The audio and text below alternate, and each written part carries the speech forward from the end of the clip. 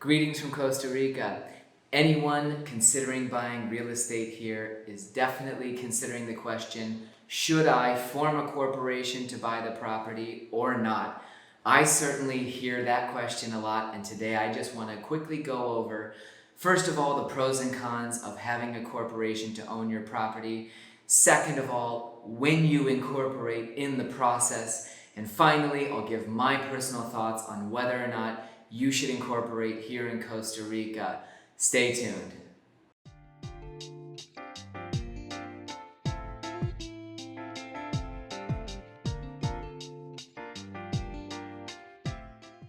Greetings from Costa Rica, folks. My name is Matt Rosensteel, and I'm a realtor with Coldwell Banker Tamarindo Realty. Today covering, once again, everybody's favorite questions about corporations. Previously, I had put together an obscenely long series of videos on corporations with way too far in-depth information that no one really wants to understand.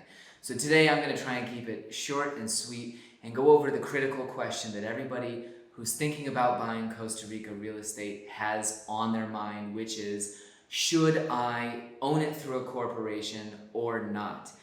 If you haven't watched my vlogs before, do be sure to subscribe to my channel. It makes me feel personally justified and even more important in this world.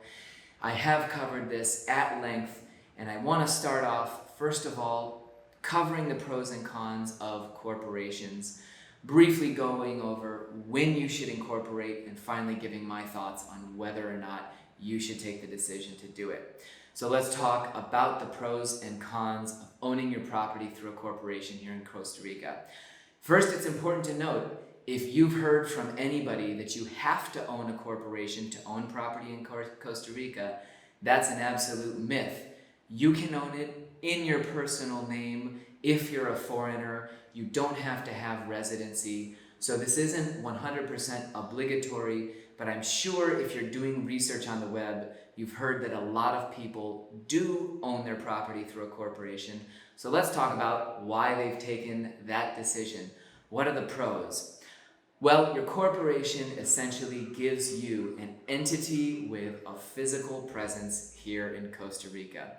That can be very important, first of all, if you're closing on your property, because a corporation can elect a proxy very easily to sign on its behalf in order to host a closing.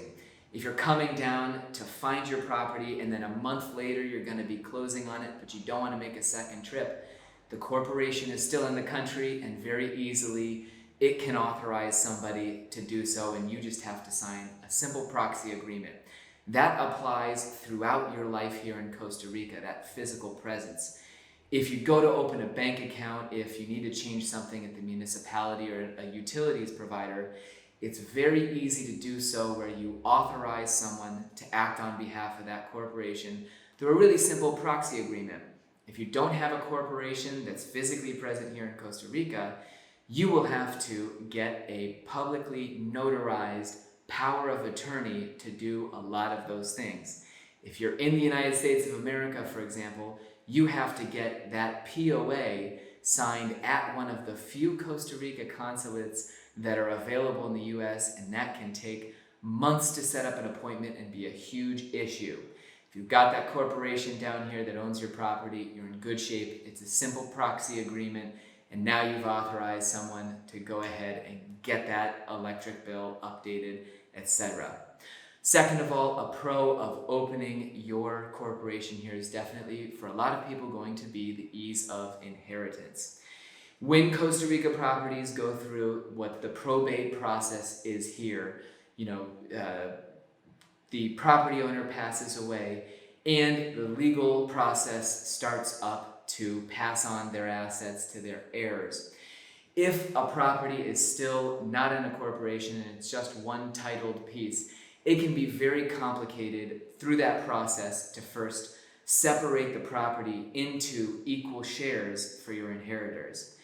If you have a corporation, the big benefit can be that ahead of time you've identified your heirs specifically, and you've identified a quantity of shares of that corporation for each of your inheritors. So when it comes time for the probate process, Each of those assets, your 10 shares of the corporation spread between your 4 children and your brother-in-law, etc., can easily be handed out to each of your inheritors, and you're in good shape.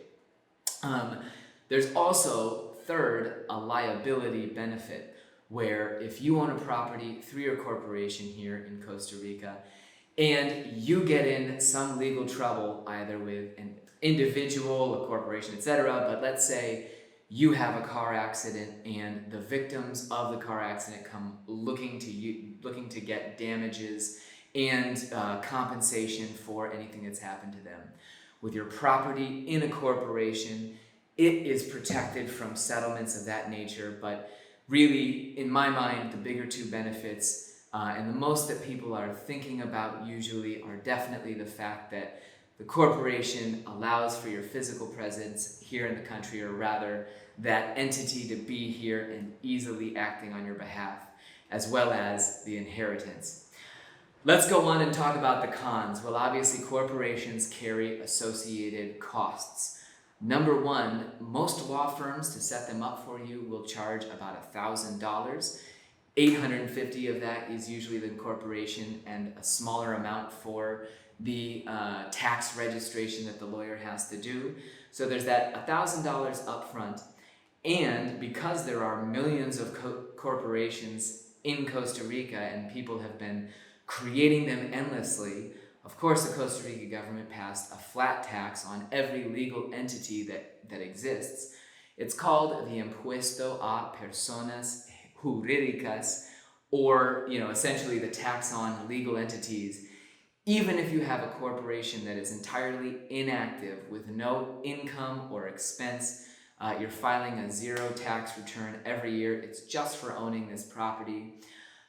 You still have to pay every year a tax that in 2021 was set at $115. Even if your corporation is just doing nothing and you need a lawyer here in the country to maintain your books and act as your resident agent, that will cost you somewhere in the neighborhood of $250. You might see that fee vary across law firms, but that's another flat cost that any lawyer down here in Costa Rica will be charging you in the case that you have a corporation here, but you don't have permanent residency in the country. So you've got these costs every year. You'll also have to do a tax filing. You do have to annually file a form called the Registry of Final Beneficiaries, which essentially discloses your shareholders to the national government. It's another inconvenience, it's another filing, and it's another thing that really takes away from the luster of owning a property through a corporation. I did miss one of the big pros really quickly. Obviously, if you're trying to legally operate a business, but you don't want residency, a corporation gives you that opportunity here. For the sake of the video, I'm more focused on whether or not you should own a property through a corporation.